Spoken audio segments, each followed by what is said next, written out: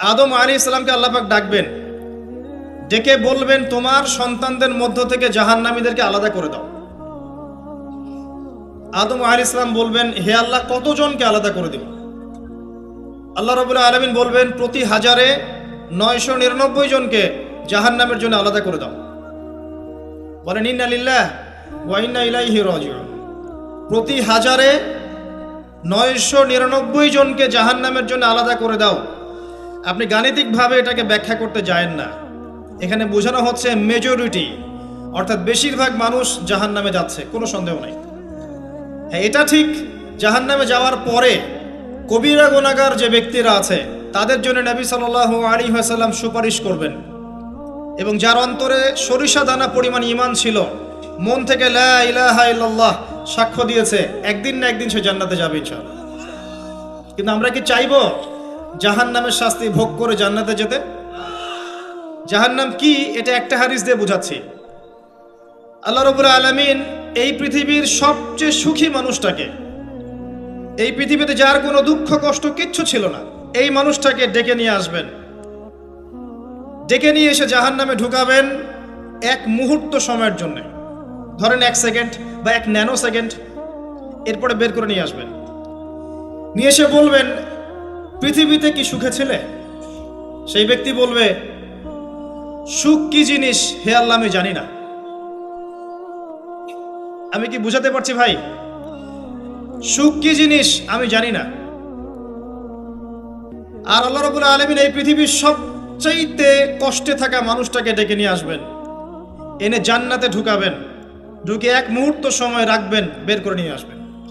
বলবেন, পৃথিবীতে কষ্টে ছিলে? সেই বান্দা বলবে, কষ্ট কি জিনিস আল্লাহ আমি জানি না। এটাই সেই আয়াতের ব্যাখ্যা বলা যায়।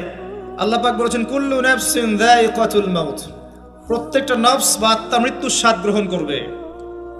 ফাইন্নামা তুওয়াফাউনা উজুরাকুম ইয়াওমাল কিয়ামাহ, কিয়ামতের মাঠে তোমাদের পূর্ণ প্রতিদান দেয়া হবে।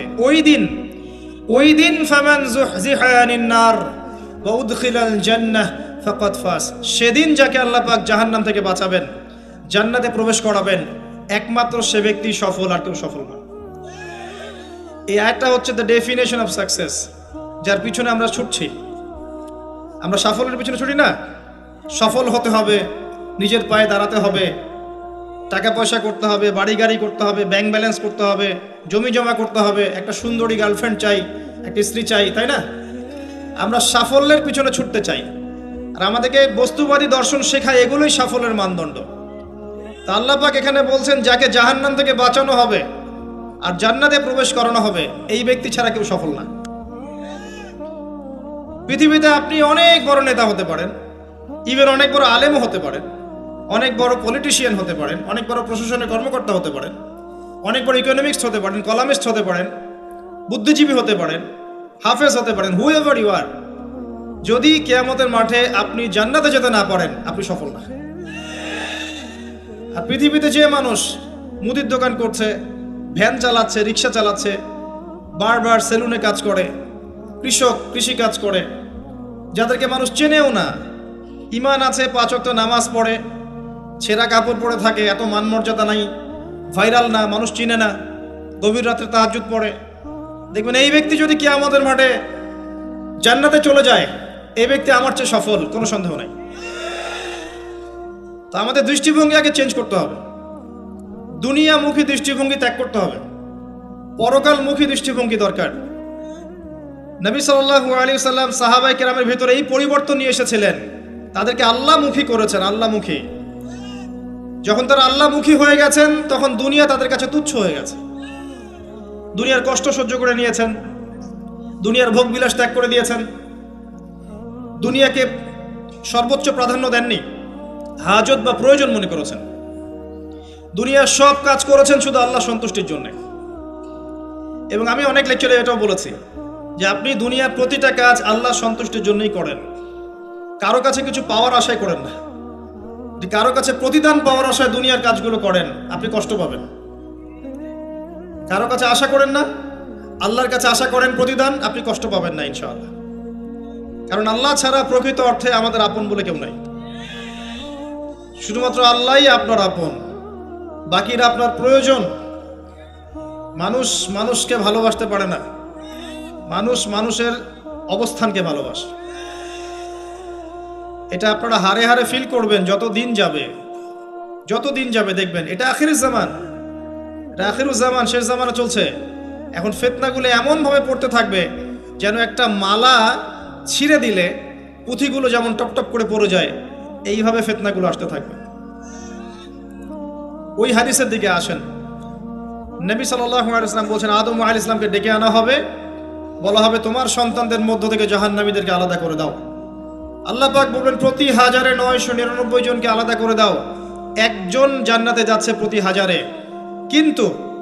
কিন্তু listen to me very carefully, কিন্তু আল্লাহ পাক সূরা নিসা একটা কথা বলেছেন, ইন্নাল্লাহা লা ইয়াগফিরু আন ইউশরাকা বিহি ওয়া ইয়াগফিরু মা দুনা যালিকা লিমান ইয়াশা। আল্লাহ রাব্বুল আলামিন তার সাথে শিরকের গুনাহ ছাড়া অন্য যে কোনো গুনাহ যাকে ইচ্ছা মাফ করতে পারেন। যে কোনো গুনাহ আল্লাহ পাক মাফ করতে পারেন শিরকের গুনাহ ছাড়া। আরেকটা গুনাহ আল্লাহ পাক ক্ষমা করবেন না, সেটা হচ্ছে বান্দার হক।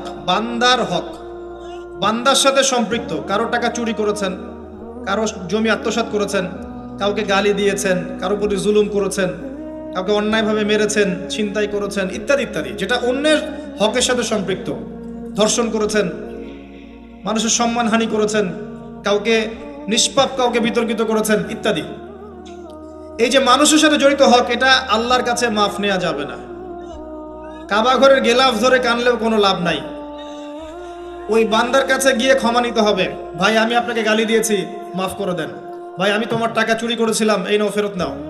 বোন তোমার সম্পত্তি আমি দেই নাই, নিয়ে নাও। প্রতিবেশী তোমার জমি আমি নিয়েছি, নিয়ে নাও। এটা দুনিয়াতে করতে হবে।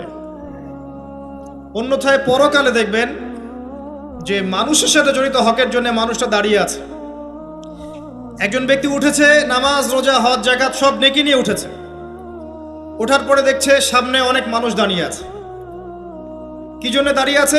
কারো টাকা নিয়ে শোধ করে নাই, কাউকে গালি দিয়েছে, কারো প্রতি জুলুম করেছে, কারো প্রতি অন্যায় করেছে, এরা দাঁড়িয়ে আছে, হক চাচ্ছে। তখন কিভাবে শোধ করবে? আল্লাহ পাক বলবেন তোমার নেকি ওদেরকে দিয়ে দাও। তখন শেয়ার রেটের মাধ্যমে নেকি চলে যাবে। কথা বুঝতে পারছেন? তখন আরো অত্যাধুনিক প্রযুক্তি থাকবে, নেকি কনভার্ট। আর নেকি দিতে দিতে যদি নেকি শেষ হয়ে যায়, তখন ওই ব্যক্তিদের গুনাহ তার আমল নামায় চলে আসবে। তারপর ওই ব্যক্তিরা জান্নাতে যাবে, এই ব্যক্তি জাহান্নামে যাবে। অতএব দুনিয়াতে মানুষের সাথে জড়িত কোনো হক রাখেন না।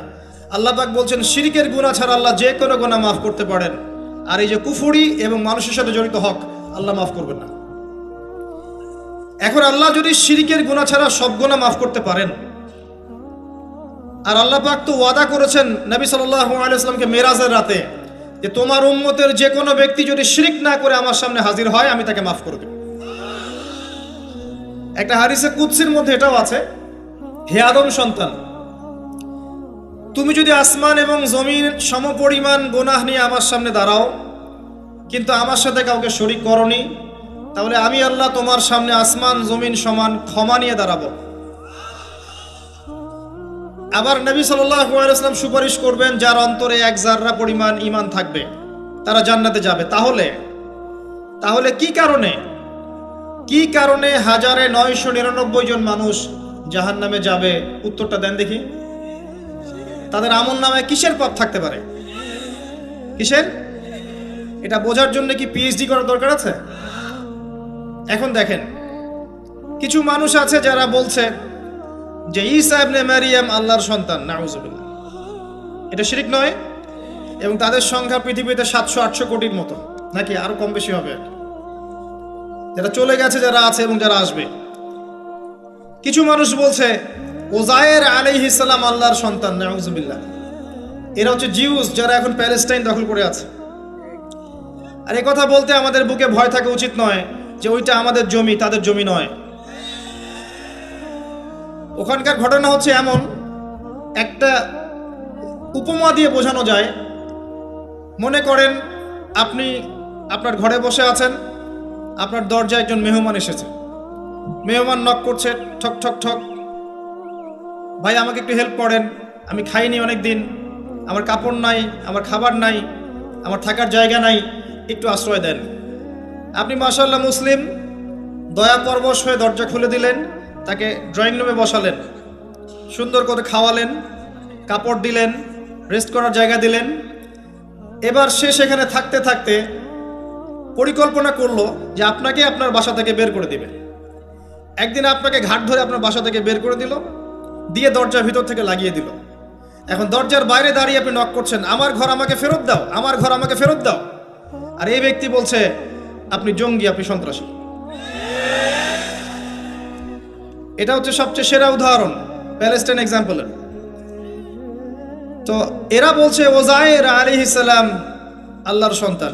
একটা কথা আমি বলি, হতাশ হবেন না। ফেরাউন তার দলবল নিয়ে যখন লোহিত সাগরে ধাওয়া করছিল মুসা আলাইহিস সালামকে, আল্লাহ পাক কি করেছেন? আল্লাহ পাক সব সৈন্যকে আগে লোহিত সাগরে এনেছেন, আনার পরে মুসা আলাইহিস সালামকে পার করে দিয়েছেন। তারা যখন মাঝখানে এসেছে তখন আল্লাহ পাক ডুবিয়ে দিয়েছেন। ঠিক আছে, আল্লাহ পাক ঠিক একই কাজটা করবেন ইনশাআল্লাহ এই জেরুজালেমে ইনশাআল্লাহ তাআলা। সবাইকে এনেছেন আল্লাহ পাক পৃথিবীর বিভিন্ন জায়গা থেকে। একটা নির্দিষ্ট সময় পর্যন্ত ওরা বিশ্বকে রুল করবে সামনে, একটা নির্দিষ্ট সময় পর্যন্ত এরা বিশ্বকে শাসন করবে সামনে অচিরেই। কিন্তু এরপরে আল্লাহ রাব্বুল আলামিন ঈসা ইবনে মারইয়ামকে নামাবেন এবং তার হাতে তাদের নেতা মসিহুদ দাজ্জাল নিহত হবে ইনশাআল্লাহ তাআলা। এবং পুরো কমিউনিটি একসাথে কলাপস করে যাবে, পৃথিবী থেকে তার নাম অস্তিত্ব মুছে যাবে ইনশাআল্লাহ তাআলা। আল্লাহ পাক ওই লোহিত সাগরের সুন্নাহ এখানে অ্যাপ্লাই করবেন ইনশাআল্লাহ। আল্লাহ পাক এই কারণেই একত্রিত করেছেন, এটা আল্লাহ পাকের স্টাইল সুন্নাহ।